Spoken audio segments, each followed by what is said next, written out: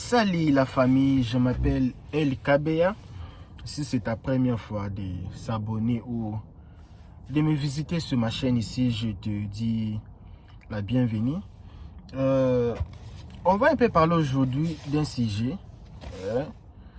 Les immigrés rencontrent des difficultés aux États-Unis. Mes amis, il fait très froid. Très froid, vous n'avez pas idée ici, très froid. Et je voulais un peu parler de ce sujet ici. Ce n'est pas pour vous décourager, parce que les gens vont penser que non, les types ici en train de décourager les gens. Je n'ai pas le pouvoir d'interférer dans les rêves de vos vies. Et juste moi, je veux seulement vous annoncer les choses que personne ne peut vous annoncer. Parce qu'il y avait quelqu'un qui m'avait demandé, non, il fallait aussi parler aussi que les développeries, il y a plus les histoires des passeports. Maintenant, tout le monde peut. Maintenant, j'ai dit, je sais. Ce n'est pas moi qui va dire ça. Je ne suis pas un journaliste. Moi, je fais les blogs. Et il y a beaucoup de gens qui ont déjà parlé sur ça. Ça passe à la télévision, ça passe beaucoup de news. Donc moi, si je vous dis les histoires, ce sont les histoires que vraiment personne ne vous dit à la télévision. Parce qu'il y a la télévision pour ça. Oh, il y avait la neige par France 24. Je vais voir qu'il y avait neige ici. Regarde un peu les télévisions américaines. Donc moi, je vous parle des histoires que vous n'avez pas vraiment la chance d'écouter, de voir quelqu'un parler. C'est ce que moi je fais souvent pour faire un peu la différence. Les immigrés rencontrent des difficultés aux États-Unis. Des immigrés rencontrent des difficultés. C'est bizarre tes idées. C'est bizarre tes idées. Comment les immigrés peuvent rencontrer des difficultés. Parce que non, c'est que les États-Unis, quand on arrive là-bas, c'est les paradis sur terre. Oui, ça peut être quelque chose de paradis sur terre par rapport au pays que vous venez ou au pays que vous habitez. C'est un bon pays. Ici, vraiment, c'est un bon pays. Il n'y a rien à réclamer. Mais souvent, je dis toujours, comme ce n'est pas un paradis, il y a toujours des défauts. Même une femme, une très belle femme, elle a toujours ses défauts, ses qualités. Hein. C'est aussi la même chose avec les États-Unis. Il y a des qualités, il y a des défauts. Malgré ça, en global, hein, c'est bon, mais il y a aussi des défauts, il y a aussi des choses à tirer et à retirer. En fait, première chose, pourquoi les immigrés, les réfugiés, tous ces gens-là qui viennent ici aux États-Unis rencontrent les difficultés? Ah, il y a même des gens qui rentrent en Afrique, ils disent, je pensais que là-bas c'était comme ça, mais les gens rentrent en Afrique même. Pourquoi les gens là rentrent en Afrique? Pourquoi ces gens n'arrivent pas à s'adapter ici? En fait, la première des choses que moi j'ai remarqué, quand les immigrés, les gens qui ont peut-être beaucoup souffert en Afrique, dans leur pays, viennent ici, ils veulent faire les étalages. Et les étalages, c'est comme si, je veux dire, un peu les vantards, les étalages. Faire un peu les étalages pour montrer aux gens comment ils ont gagné leur vie, comment ils sont heureux. Ils veulent faire voir aux gens combien ils ont acheté leur voiture, combien ils ont les iPhones. Surtout les gens qui viennent ici aux États-Unis. Un mois déjà, une personne achète iPhone. La personne n'a même pas commencé à travailler, mais déjà iPhone 12. Moi, je suis personne pour juger les gens. Je ne peux pas juger les gens. Juste, je suis un peu en train de rencontrer les histoires qui se font ici. iPhone, $1200, $1000, $800, $500. Et la personne ne travaille même pas, mais déjà iPhone, tout ça. Et la chose la plus importante ou un peu délicate, vous allez voir quelqu'un va partir, parce que ici quand vous partez aux maisons, aux boutiques, on vous donne gratuit ici. Hein.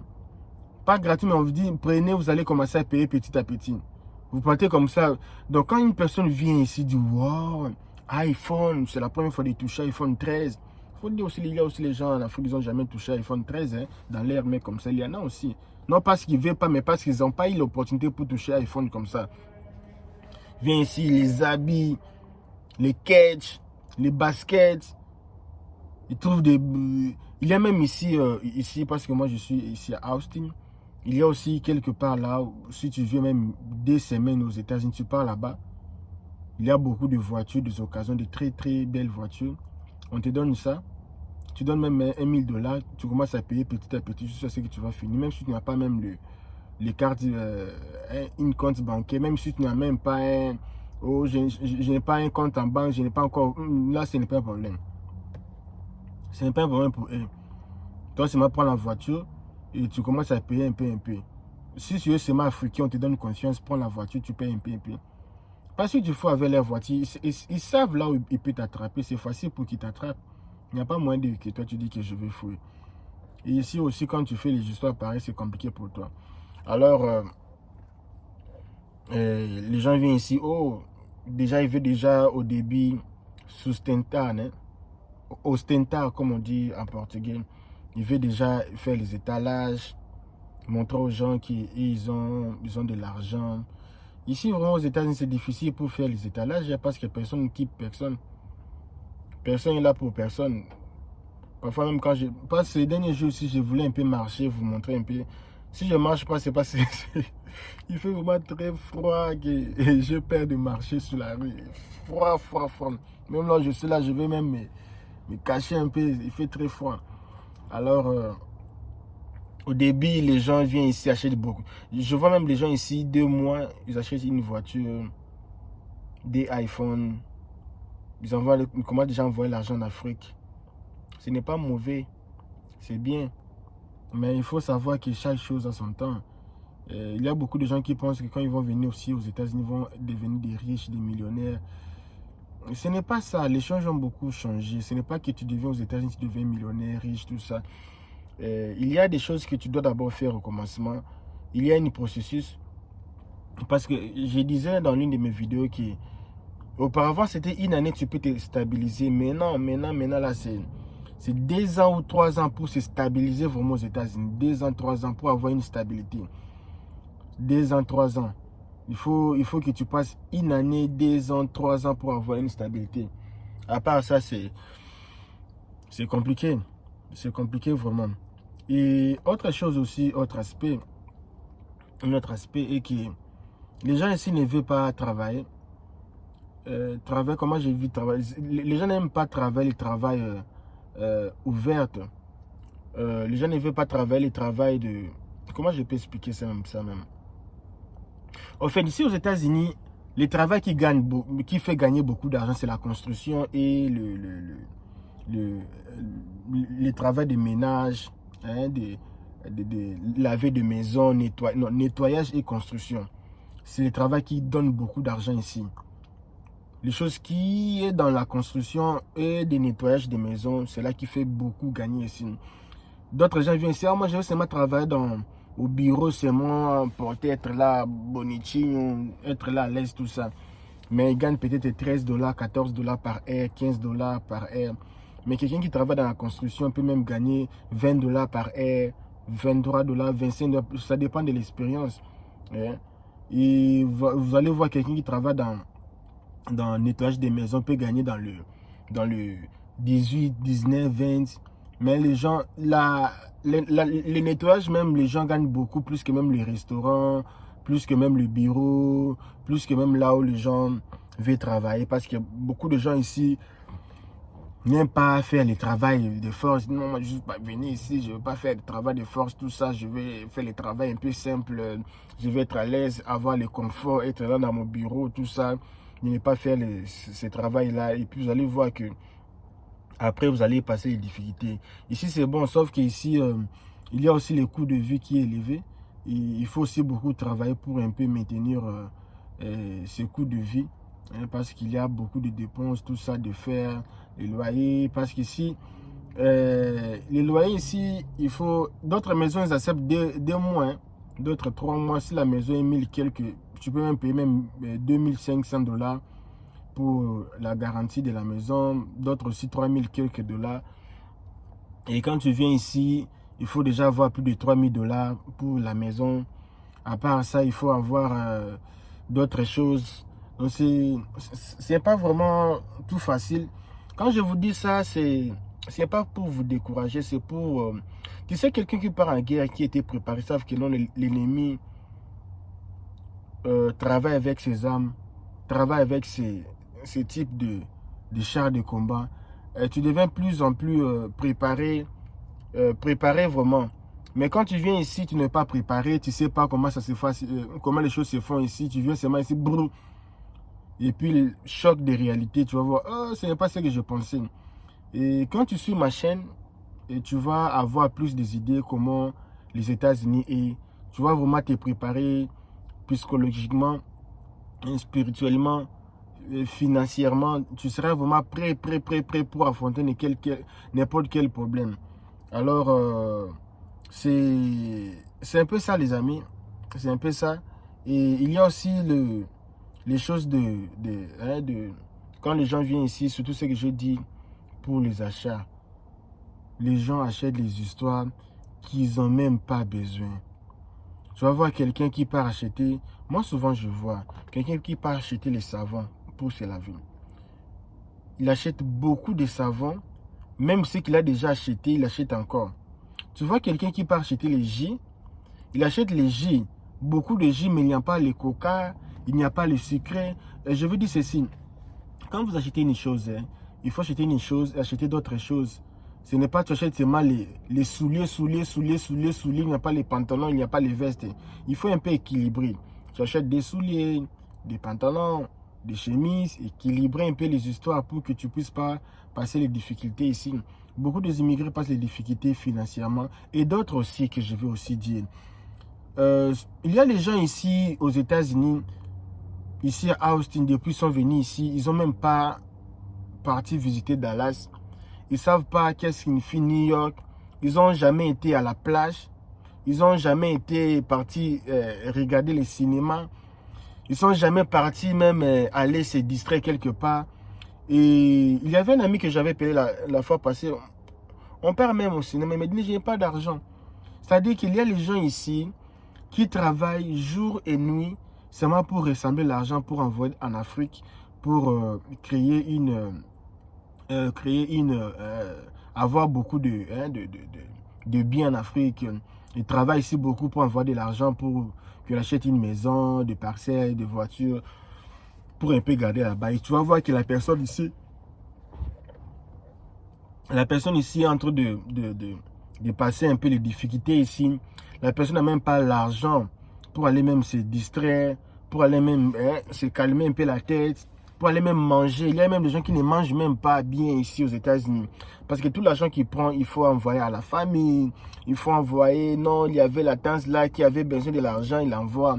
Oh, il avait besoin de tout ça, l'homme là, il envoie. Oh non, il faut construire la maison. Tout l'argent ici, tu vas voir que la personne ici aux États-Unis, il ne vit pas. Il n'a pas une vie, c'est seulement se réveiller le matin, aller travailler et retourner la nuit. Et réveiller encore, aller travailler et retourner la nuit. Et une personne comme ça ne vit pas, n'a pas une vie. Et c'est facile que la personne tombe malade. Le stress, dépression, ça peut faire tomber quelqu'un malade. Si même Dieu avait créé même l'homme, il a mis aussi la femme. C'était pourquoi? Pour un peu donner un peu de l'équilibre à l'homme. Et les gens qui font toujours envoyer. Les gens ne vivent pas, travail envoyer. Et tu vas voir que la personne n'a même pas une assurance maladie ici. Imagine la personne tombe malade ici. C'est bizarre. Je ne suis pas en train de juger et je ne peux pas juger. Et je sais aussi qui pour juger les autres. Et je ne peux même pas faire ça. Je suis en train seulement de parler un peu les choses que moi je vois souvent ici. Je pense qu'il faut équilibrer. Tu vois les gens passer les difficultés ici. La personne même manque même. Tu vois quand tu arrives ici aux États-Unis ici, parmi les choses que tu auras besoin, le premier jour que tu vas arriver, ce n'est pas d'abord vraiment les téléphones parce que ton téléphone de l'Afrique peut fonctionner ici avec le WhatsApp, sauf que tu ne vas pas faire l'appel. Ça peut même t'aider pendant 1, 2, 3 jours. Que tu vas aller quelque part pour acheter le téléphone. Tu achètes ton téléphone. Et ici, là, le téléphone de 50 $, c'est bon même. C'est bon même. Je vais même faire une vidéo pour ce téléphone de 50 $. Bien même là. Avec carte SIM, tout dedans. Et il faut acheter le téléphone. Avoir les crédits parce qu'ici, il faut. Parfois, tu seras hors de la maison. Ici, à Austin, c'est une belle ville parce que hier même, je venais de la maison vers 2 h du matin. J'étais parti retirer quelqu'un à l'hôpital. Il y avait le bus qui marche à n'importe quel moment. Et si tu n'as pas l'application pour dans ton téléphone pour voir quel bus que je vais prendre, à quelle heure que ça va arriver. Ça sera difficile il faut que tu puisses avoir l'internet sur ton téléphone, malgré il y a les Wi-Fi à la maison. Et tout cela, quand tu vas arriver, tu auras besoin de commencer tes procédures pour l'immigration, pour se légaliser ici. Et il y a beaucoup de choses que tu vas faire. Et quand tu arrives ici aux États-Unis, il faut voir quelle est la chose la plus importante dans ma vie. Commencer à payer l'avocat pour terminer mon procès, ou commencer déjà à faire étalage, tout ça. Parce que moi, je connais les gens ici, 5 ans ici aux États-Unis, ils sont déjà résidents, ils ont tous leurs papiers, d'autres sont même dans le processus de devenir des Américains ici. Il y a aussi d'autres personnes ici, depuis ils sont là 5 ans, rien, pas de papiers, pas de social security, pas de work permit. Ils font rien, c'est qu'ils font seulement en train de balader. Je pense qu'il y a les choses qui, quand tu arrives ici, moi, economy, je pense, je parle même en anglais parce que je n'avais pas trouvé le mot en français. Donc selon moi, je pense que la première des choses quand tu viens ici, il faut, à part les téléphones, tout ça, l'adresse, tout ça, avoir une adresse, il faut commencer déjà l'entame de ton processus. Je ne sais pas la façon que tu t'es venu ici, régulariser tes documents, tout ça, c'est légalisé ici. Ça prend du temps, c'est bon quand tu commences ça déjà le plus vite possible. On dit une année, tu es ici une année pour demander l'asile, mais il faut déjà le faire le plus vite possible pour gagner aussi du temps. Parce que c'est un long procès, ça dure aussi beaucoup des années. Et je vais aussi faire une vidéo, peut-être si je pense que ça sera bon, comment fonctionne la demande d'asile ici aux États-Unis. Je veux voir si ça sera bon de faire ça ou ça sera pas bon. Parce que, tu vois, c'est YouTube. Ce n'est pas tout vérité qu'on doit venir parler ici. Alors, donc c'est un peu ça. Et puis, je disais que c'est ça, c'est ça. Donc c'est ça. Et quand tu viens ici, il y a les choses que tu dois d'abord vraiment donner priorité. Ce n'est pas acheter un téléphone, parce que si pour voir un avocat, seulement pour lui parler de ton cas, pour seulement parler, seulement discuter, seulement les premières discussions avec un avocat sans contrat, c'est 100 $. À chaque fois que tu pars rencontrer un avocat, c'est 100 $, 100 $. Et ici, les avocats, ça coûte dans les 5 000, en dessus, 5 000 $. Et même si tu donnes 5 000 $, il y a encore d'autres frais. Quand l'avocat fait ta procédure. Et à part ça, il y a encore d'autres choses que tu dois faire. Donc, quand tu viens ici, je pense qu'il faut avoir les deux pieds sur terre, la tête sur les épaules, hein, de voir comment tu vas un peu suivre ta vie et se stabiliser ici. Ça prendra du temps, ça ne sera pas une année, 2 ans. Et il ne faut pas venir pour acheter une... Il y a même des gens qui viennent ici acheter une voiture de... Ils arrivent ici, ils peuvent louer une voiture de 35 000 $. Tu es ici 2 mois aux États-Unis, 35 000 $ une voiture. Comment tu vas payer ça? Tu as d'autres choses qui sont très importantes que la voiture. Je pense qu'une voiture même de 5 000 $, ça va. Si c'est joli, c'est présentable, ça va. C'est vraiment pour se déplacer ici. Et ici aussi, quand tu viens ici, tu dois avoir une voiture pour ne pas embêter les autres. Tu dois avoir une voiture. Quand tu n'as pas une voiture, ça va te déranger, ça va déranger les autres. Et venez me prendre, venez me prendre. C'est difficile pour marcher avec les bus ici, c'est loin, tout est loin. Il fait froid comme ça, marcher avec les bus, c'est loin. Il faut avoir une voiture, faire tout pour avoir une voiture. Je pense que quand tu quittes l'Afrique, il faut faire tout pour avoir ton permis de l'Afrique. Ça aide. Le permis de l'Afrique, ça aide, ça peut t'aider à avoir un permis international. Et avec ça, tu peux quand même déjà au commencement un peu rouler une voiture. Parce que je vois aussi les amis le faire, ça ne dérange pas. Et quand la police, ça ne dérange pas. Mais je pense qu'ici, quand tu arrives aussi ici avec tes documents, tu peux, avec même un passeport, tu peux demander le permis de conduire. En attendant, tu peux aussi utiliser l'international. C'est que je vois d'autres personnes font. Et tu vas aussi demander le permis de conduire ici avec ton passeport ou avec tes green cards, tes documents, tout ça. Donc c'est un peu ça.